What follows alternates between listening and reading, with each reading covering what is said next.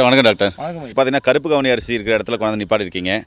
இங்கே ஒரு அற்புதமான தகவல் சொல்கிறேன்னு சொல்லியிருக்கீங்க. கருப்பு கவுனி அரிசியை பற்றி சொல்ல போகிறீங்களா இல்லை பின்னாடி கொய்யா மரம் இருக்குது அதை பற்றி சொல்ல போகிறீங்களா?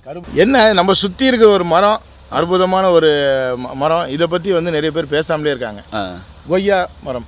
கொய்யா மரம் இது பாருங்க, நல்லா பிஞ்சு காய் விட்டுருக்கு, இலைகள்லாம் நல்லா இருக்கு. இது வந்து சுகர் பேஷண்ட் வந்து என்ன பழத்தை சாப்பிட்றதுங்க, எதை சாப்பிட வேணான்னு சொல்லி கேட்குறாங்க. சிறியவர்கள் முதல் பெரியவர்கள் வரை சுகர் பேஷண்ட் எல்லாருமே சாப்பிடக்கூடிய ஒரு அற்புதமான பழம் தான் வந்து கொய்யாப்பழம். கொய்யாப்பழம் கான்ஸ்டிபேஷன் இருக்கும், விதை எடுத்துகிட்டு சாப்பிடுங்க. ஓகே. இப்போ நம்ம இருக்கிற மரம் வந்து கொய்யா மரம். இதில் வந்து பழங்கள் இல்லை, இப்போ சீசன் இல்லாதனால வெறும் காய்களாகவே இருக்குது, நிறைய பழுத்து வந்துடும். ஆமாம். ஸோ இந்த கொய்யா இலையை வந்து எப்படி சாப்பிடலாம் அப்படின்னு கேட்டிங்கன்னா, இது எதுக்கெல்லாம் வேலை செய்யுது? இந்த ஆல்கோஹால் இருக்கவங்க வந்து வீட்டுக்கு போகிறதுக்கு முன்னாடி இல்லை ஸ்மோக் பண்ணுவாங்க, இந்த வாயில் இந்த இலையை போட்டு மென்று சாப்பிட்டு போவாங்க. ஆமாம், வாசனை வரக்கூடாது அப்படின்றதுக்காக.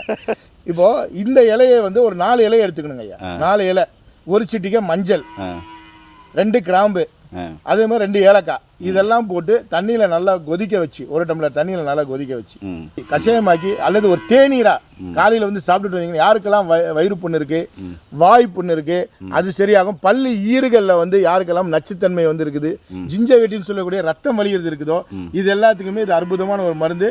இருக்கிறதுல உலகத்திலே பெஸ்ட்டு விட்டமின்ஸ் மினரல்ஸ் நல்ல ஆன்டி ஆக்சிடென்ட் நிறைஞ்ச ஒரு பொருள்னா அது கொய்யா காய் தான்.